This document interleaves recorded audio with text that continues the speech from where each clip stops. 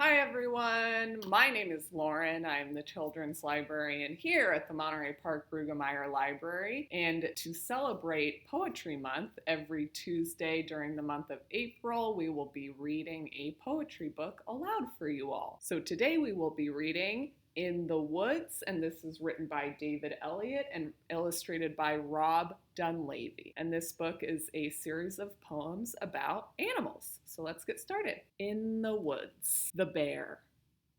The shadow stirs in its musky den.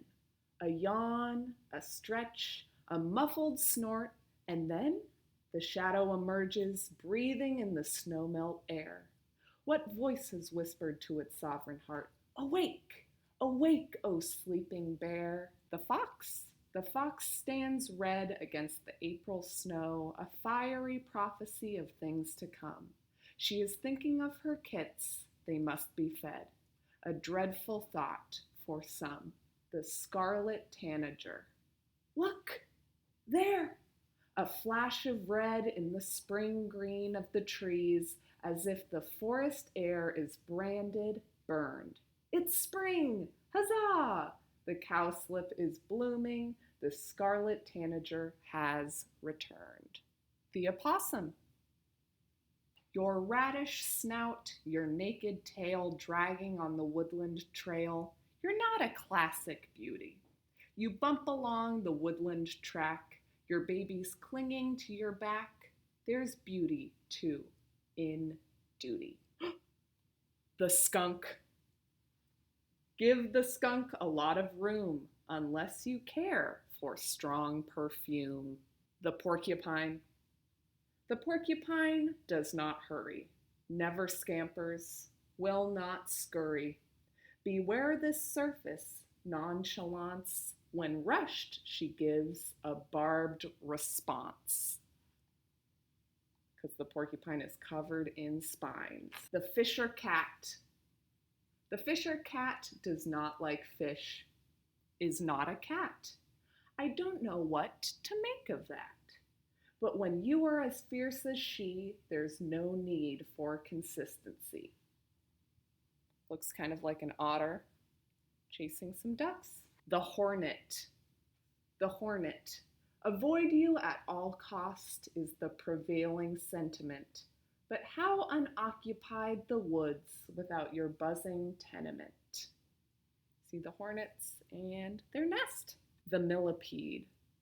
You are a detrivore, a word I'd never heard before. It means you dine on last year's leaves fallen on the forest floor. The moose. Ungainly, mainly. The beaver. Jack of all trades, that's the beaver. Some might say he's an overachiever. Architect and engineer, family man and arborist, musician too. When danger's near, he's a jazzed percussionist. The wild turkey. The wild turkey is a lesson in the language arts. So much to learn from him. With his waddle and his waddle, he's a walking homonym. And a homonym is when two words that sound the same or are spelled the same have two different meanings.